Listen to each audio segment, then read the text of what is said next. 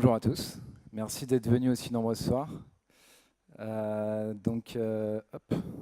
Moi je m'appelle Raphaël, du coup je suis architecte développeur et coach à Théodo.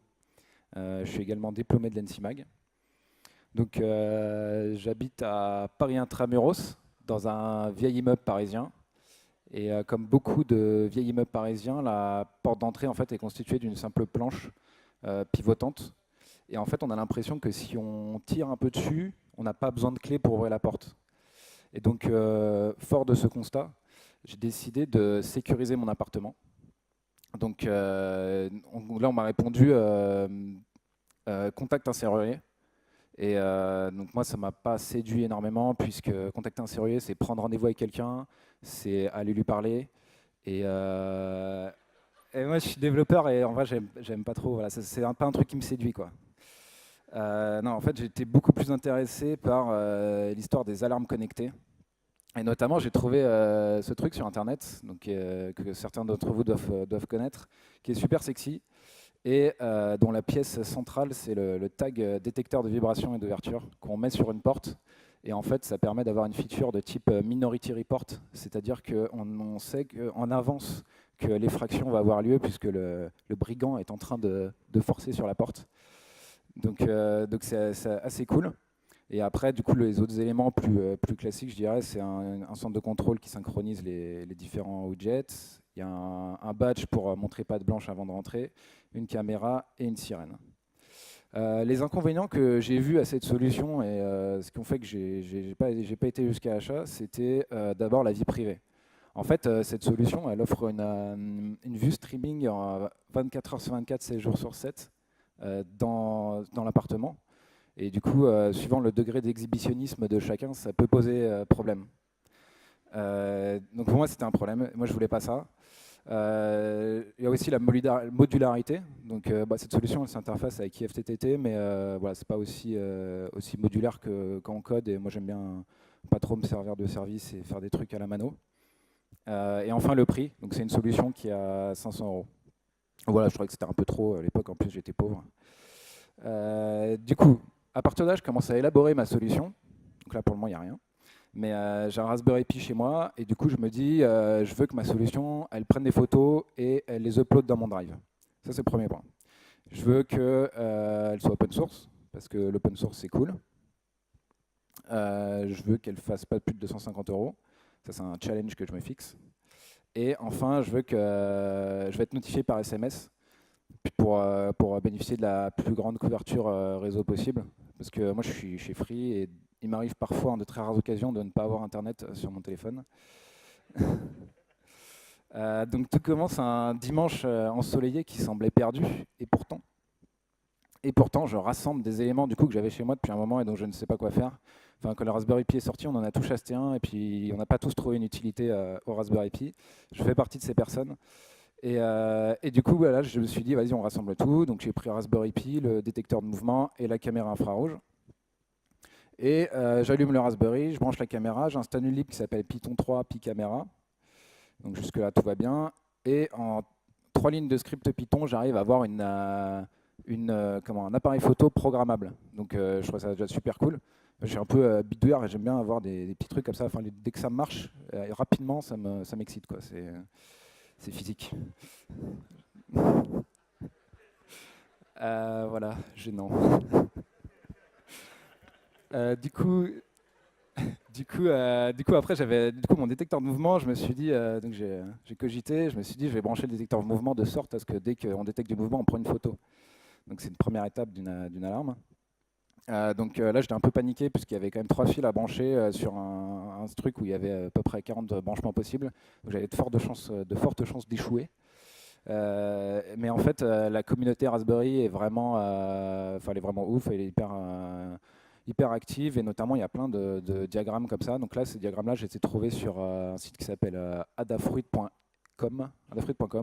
Ils n'ont pas mis .io, ils ont mis .com, je crois. Et du coup, en fait, super simple. Et ils fournissent également le code qui va avec.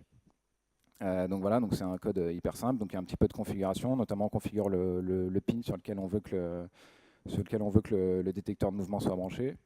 Et ensuite, l'idée c'est de faire une boucle while. Et dès qu'on reçoit un signal, eh bien on imprime un truc. Et là, le génie que j'ai eu, c'est que j'ai remplacé print par caméra capture.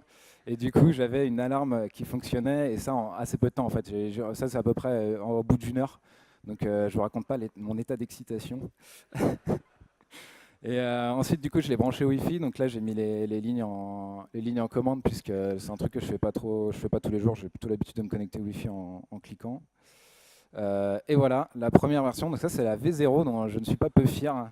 Donc c'est assez laid, je reconnais, mais voilà, il y a tout, il y a tout dedans. Ça, c'est moi quand j'ai fait ma première version. C'est l'excitation maximale. Et du coup je l'ai mis en haut de ma pièce, j'ai collé avec deux clous, et puis là, bah, j'étais vachement content parce que je pouvais prendre des photos. Hop, il y en a un qui est gêné là. Et du coup, voilà, du coup, on voit, alors je sais pas si vous voyez bien, mais en gros, c'est des photos de moi qui rentrent chez moi, et du coup, je suis content, ça fonctionne, quoi. Donc le lundi soir, du coup, j'ai plein de photos sur mon drive, je suis content, mais je me dis quand même la feature principale, c'est que je sois alerté quand je suis pas chez moi, pardon. Et ça, je l'ai pas encore. Donc ma first step là-dedans, c'est la notification par SMS.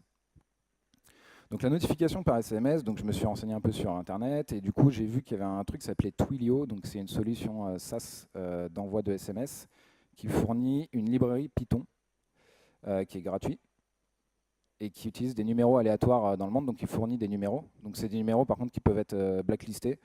Donc bon, ça peut poser problème. Et en fait, dans mon exploration, je me suis rendu compte qu'en étant abonné free, il y a des avantages qui sont notamment d'avoir une API HTTP. Donc on ne le sait pas tous, mais on a une API HTTP qui nous permet d'envoyer des SMS. C'est fourni dans le forfait free à 20 euros. En tout cas, je n'ai pas testé sur celui à 2 euros. Et ça utilise le numéro de l'abonné. Donc voilà, plusieurs avantages. Du coup, je suis plutôt opté pour la deuxième option. Et en fait, là, pareil, j'ai fait professeur Xavier et j'ai sorti ça. Donc en gros, c'est un appel à l'API free pour envoyer un SMS. Donc super simple. Donc là, j'étais content. En très peu d'étapes, en fait, j'ai réussi à avoir mon envoi de SMS, là où j'avais un peu d'appréhension. Cependant, le mardi, toujours pas. En fait, je reçois des SMS du coup, mais je ne sais pas si il s'agit d'une fausse alerte ou pas, puisque j'ai pas les images encore. Donc l'idée, c'est de les uploader dans mon drive. Voilà, bon, c'est la solution que j'ai choisie en tout cas. Et il s'avère que c'est assez simple à faire puisqu'il y a un binaire sur Raspberry Pi qui s'installe bien. Je pense que c'est plus même sur Debian en général, qui s'appelle GDrive. Et en fait, l'idée c'est de faire un appel système depuis le script Python. Donc voilà, c'est un truc qui s'installe rapidement. Et en gros, Drive, c'est un truc qui permet de piloter en ligne de commande notre Drive Google.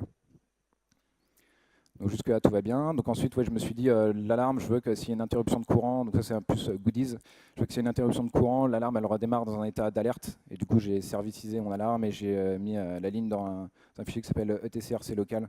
Ça a l'air con mais en vrai j'ai cherché un moment pour mettre ça, du coup je le mets pour le record. Et le mercredi, du coup, je suis rentré chez moi et en fait, j'ai eu 3 images. Donc là, on voit pas très bien sur la photo, mais c'est le haut de mon crâne en fait là.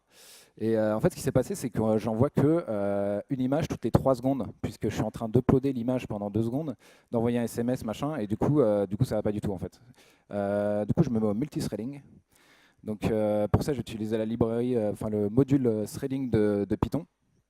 Et l'idée, c'est que j'ai le thread principal qui va prendre des photos rapidement.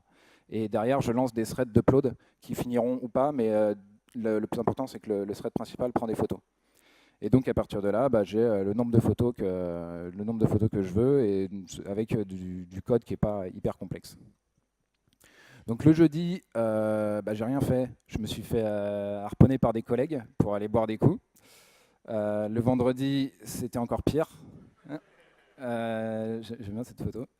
Le samedi, du coup, je me remets de mes émotions au calme et je décide de me mettre à la détection des habitants parce que jusque-là, je suis pas mal spammé au final de photos dans mon drive et de SMS en tout genre. Genre système Armed, il y a des gens qui sont détectés, machin. Je l'ai mis en anglais pour que ça fasse un peu plus intelligence CIA, quoi. Et du coup, la stratégie, c'est d'utiliser le Bluetooth qu'on a sur nos téléphones. Donc moi, j'ai une montre connectée, du coup, mon Bluetooth, il est tout le temps allumé. Et je me suis dit, je vais profiter de ça et pour faire des scans Bluetooth et vérifier si mon adresse est présente dans les environs. Donc c'est ce que fait ce code. Donc c'est une boucle infinie où on va chercher une adresse, donc la mienne. Et si l'adresse est dans le coin, du coup, je considère que je suis dans l'appartement. Sinon, je considère que je suis dehors. Et je répète ça toutes les 60 secondes. Et à ce moment-là, je sais à peu près en temps réel si je suis dedans ou pas. Et donc à partir de là, je peux bloquer la prise de photo et l'envoi de SMS si je suis à l'intérieur. Donc ça reste assez simple. Alors le Bright Pi, ça c'est un truc que j'ai appris. En fait, j'étais un peu déçu parce que j'avais acheté une caméra infrarouge. Et en l'occurrence, j'avais pas mal de mes photos qui étaient noires. Et en fait, j'ai appris que la caméra infrarouge, il faut un éclairage infrarouge pour que ça fonctionne. Un peu comme les photos, il faut de la lumière en fait. Bon, voilà, c'est un truc que je n'avais pas réalisé sur le coup. Du coup, je me suis procuré ce truc-là qui met un petit set de LED autour de la caméra et du coup qui permet de, voilà, de fournir un éclairage infrarouge. Donc du coup, j'en ai profité pour écrire une libre en Python, c'était rigolo. Ensuite, j'ai fait de la soudure, ça c'était marrant parce que je n'en avais pas fait depuis mes cours de techno en quatrième pour faire des LED là. Donc c'était plutôt cool. Par contre, j'ai appris un deuxième truc, c'est on n'éclaire pas une pièce de 10 mètres carrés avec 3 petites LED autour d'une caméra. Et du coup, en fait, mes photos étaient encore toutes noires après avoir passé des heures à souder ce truc-là. Mais bon, c'était cool quand même. Enfin, bon, si vous voulez reproduire l'expérience chez vous, ne passez pas par là, ça ne sert à rien. Et du coup, le dimanche, je profite d'un week-end en banlieue chez mes parents. Bon, mes parents n'ont pas cette tête, mais la photo est cool aussi. Pour mettre tout ça dans une boîte un peu plus stylée. Donc bon voilà, c'est des trucs un peu de bricolage quoi. Encore cette photo qui revient, c'est incroyable. Et en fait voilà, du coup ça c'est le truc final qui se fond parfaitement dans le décor de mon appartement. Donc en fait ce qui m'a inspiré c'est cette petite boîte sur le côté dont j'ignore encore l'utilité, mais qui a toujours été là. Et je me suis dit bah, je vais faire une autre boîte, mais elle qui aura une utilité. Et donc voilà, ça donne ça. Donc voilà, donc là c'est la V1 de mon alarme qui fonctionne bien, qui m'envoie des notifications, des photos, et qui se désactive quand je rentre, et qui est en plus camouflé dans le décor.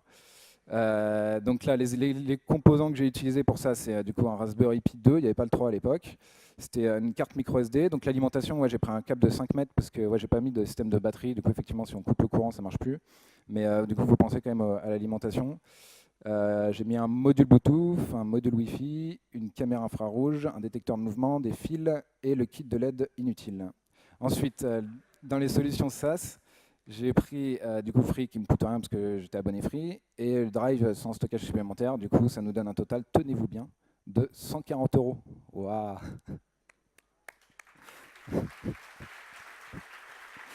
Merci. J'étais extrêmement fier. J'étais extrêmement fier d'avoir réussi mon challenge et ça en une semaine du coup, en travaillant un petit peu le soir. Donc j'étais plutôt content. Bon, par contre, effectivement, là où la solution de marché met à peu près 10 minutes à s'installer, moi j'ai mis 20 heures. Donc quand on taffe, ça peut représenter une certaine somme d'argent, mais c'est du fun, donc c'est gratuit.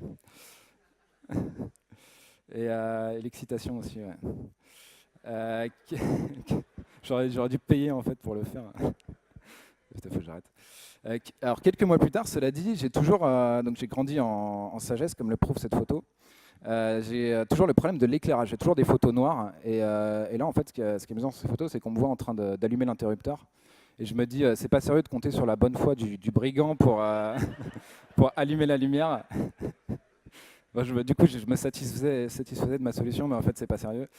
Du coup, je me renseigne sur les ampoules connectées. Donc là, le challenge, c'est de communiquer avec un élément qui n'est pas branché directement à mon Raspberry Pi, ce qui est quelque chose que je n'avais pas fait à l'époque. Du coup, je suis un peu pince, je mets beaucoup des euros et tout depuis tout à l'heure, je ne sais pas si vous avez remarqué. Et je me dis, bah, j'ai déjà des ampoules chez moi, du coup, je vais les transformer en ampoules connectées avec un socket comme ça. Donc, c'est la promesse de Humberlight, de qui est une startup aux États-Unis. Bon, en fait, le truc, c'est que c'est compatible qu'avec certaines ampoules. Du coup, j'ai dû quand même racheter les ampoules, ce qui est un peu con.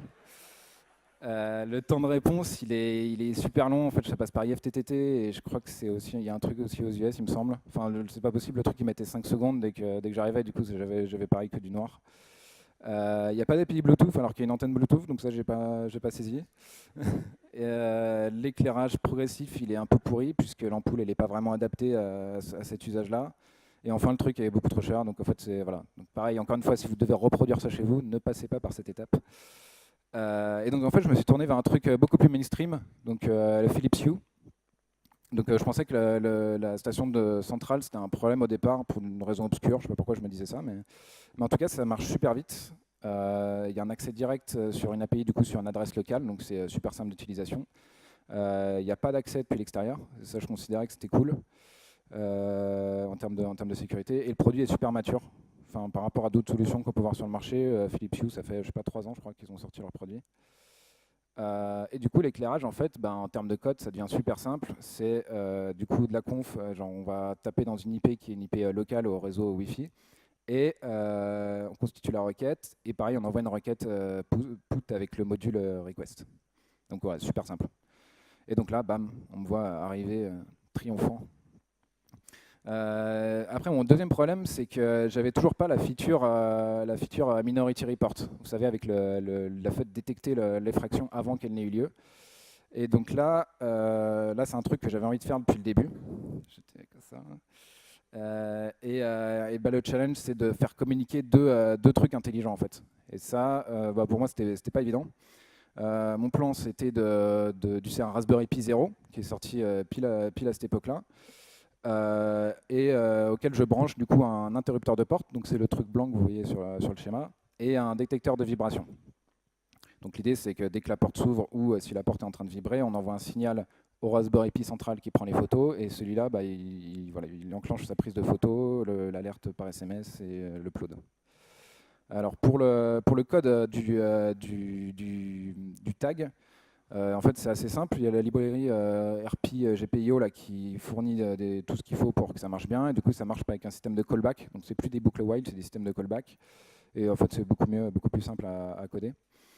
Après, pour la communication du Raspberry Pi 0 vers l'unité centrale, j'ai utilisé le module socket de Python. Et en fait, on lance un serveur de socket avec une boucle infinie, donc ça va lire les messages à l'infini. Et côté client, bah, on se connecte simplement à ce port-là et puis on envoie les messages. Donc du coup, après, le résultat final, c'est sur un des callbacks, soit d'ouverture de porte, soit de vibration, on envoie un message et puis l'unité centrale l'interprète et dit ouais, si la porte est ouverte, alors j'en prends des photos. Donc voilà, et ça c'est la solution finale. Donc ça c'est mon tag 4.0 édition année 3000. Avec du coup qui a l'avantage d'être à la fois effrayant et il fonctionne parfaitement bien. Donc on voit bien l'interrupteur de porte et le détecteur de vibration qui est bien au bord de la porte pour pouvoir détecter un maximum de vibrations. Ah. Qui a mis ça là? Donc ensuite, quelques mois plus tard, je me dis c'est cool, mais pour le moment, il n'y a pas de dissuasion. C'est-à-dire que le brigand, il rentre chez moi et il fait sa vie, quoi. Il est au calme. Il est au calme. Et donc, pour le stresser un peu, je voudrais mettre une sirène.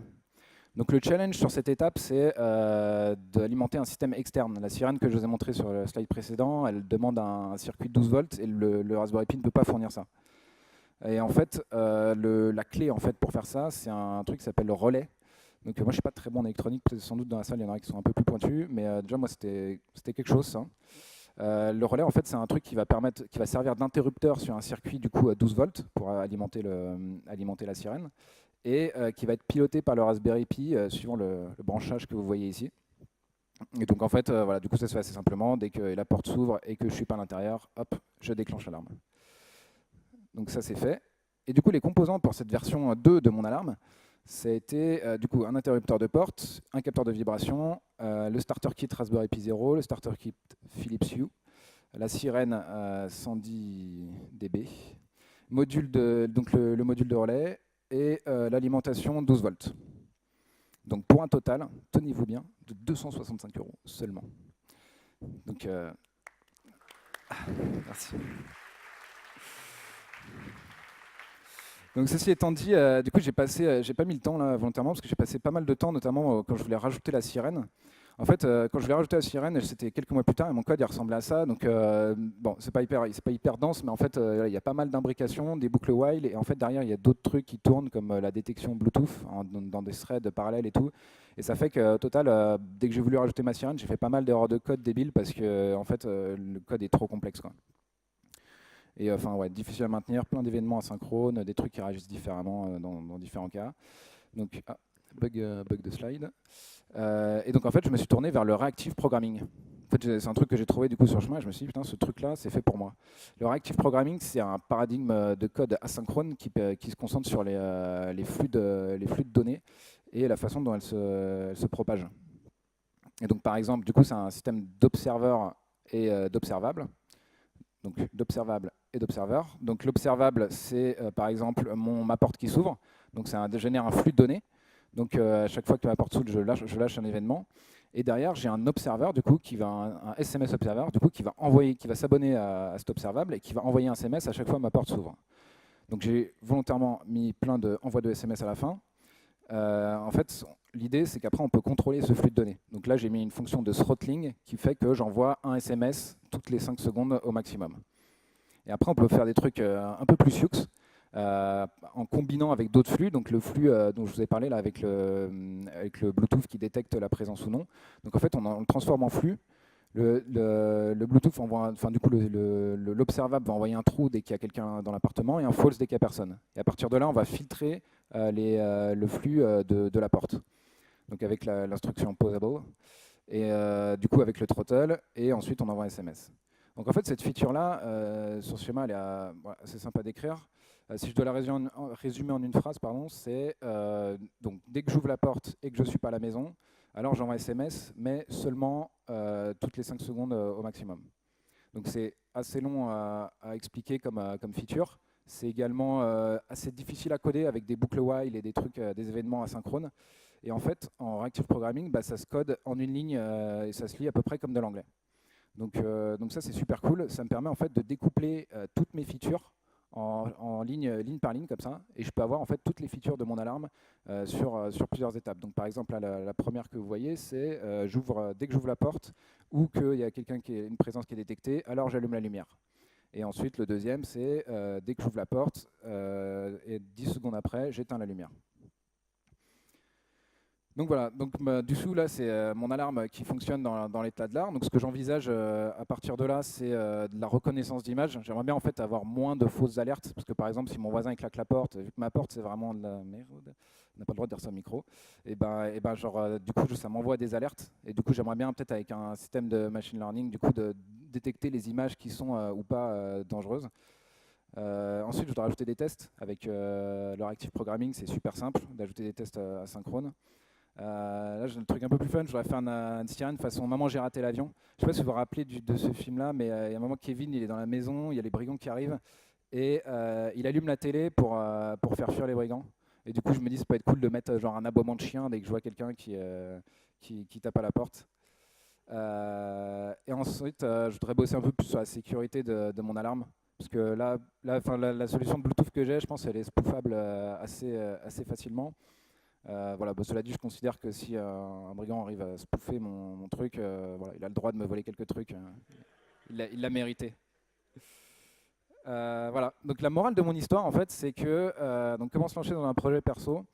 Faut faire super gaffe aux phrases du genre j'ai pas le time ou je sais pas par où commencer. Je pense que c'est pas des bons freins. Moi, ce qui m'a porté dans mon projet, ce qui m'a amené devant vous ce soir là, c'est que j'ai résolu dès le début des problèmes utiles. Donc j'avais vraiment une angoisse profonde de cette porte qui ne servait à rien. Et le deuxième point, c'est d'itérer sur des petits trucs moches qui marchent. Donc PTMQM. L'idée, c'est que, voilà, souvenez-vous de la première version de mon alarme qui était très laide. Eh bien, quand même, c'est un truc qui marchait et c'est ce qui, en fait, qui m'a donné la pêche pour continuer à aller plus loin. Et voilà, troisième point, aller au prod au plus vite. Donc ma première version en 1 heure, je pense que c'est la base si on veut voilà, prendre goût au truc, quoi. La morale de la morale, et après c'est fini. Les projets perso, c'est super cool. Donc en fait, moi, ça m'a permis de faire de la veille technique. Donc j'ai appris le Python, j'ai appris de l'électronique et faire de la soudure aussi. J'ai appris le reactive programming et j'espère apprendre le machine learning. Ça m'a permis aussi également de faire des conférences. Donc j'ai fait des Human Talk. J'étais Web Today hier et là je suis au Best of Web aujourd'hui grâce à vous. Donc je vous remercie et merci à vous.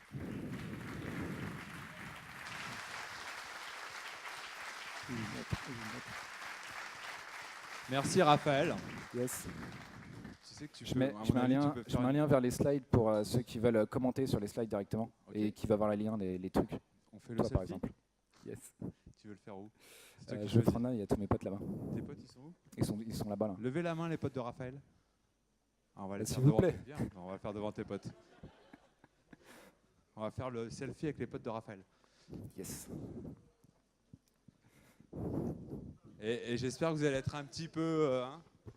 Un peu cool. Hein. Les autres, vous n'êtes pas les potes de Raphaël, mais vous pouvez aussi. Hein. Si vous pouviez vous le. Alors, on y va. 1, 2, 3. Je me fais toucher le téton par. Merci par Raphaël. Alors, merci Raphaël, ça veut dire merci Raphaël.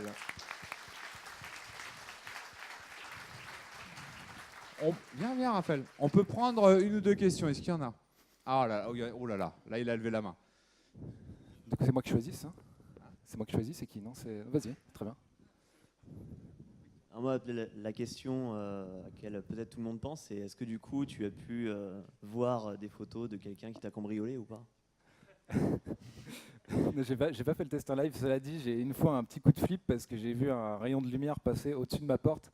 Donc je me suis dit, il y a peut-être quelqu'un qui est en train de tirer. Ma porte est vraiment pourrie. Mais non, c'est tout ce que j'ai eu. J'ai hâte que ça arrive pour un... Ok. Là, j'ai une deuxième question. Où est-ce que tu habites? Merci. Il est malin, lui. Hein. Ah, pardon, excuse-moi.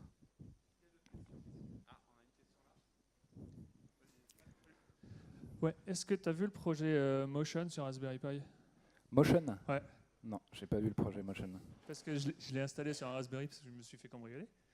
Ah non. Attends, Et donc ça fait des photos. En gros, ça fait des photos tu choisis en fait le nombre d'images par seconde. Il y a une config à faire en fait. Et moi je lui ai mis 5 et en gros en fait il va faire des photos tout le temps. Et dès qu'il y a une différence entre deux photos, en fait, il va enregistrer la photo. Bon, j'ai fait un peu pareil que toi, mais en moins compliqué. En gros, en fait, c'est dès qu'il y a une nouvelle photo, il va me l'envoyer sur mon serveur. Et après, il y a un if this and that qui va m'envoyer une notif pour me dire ouais, en fait, il y a une nouvelle photo toutes les 2 minutes. D'accord. Et tu compares les photos comment du coup?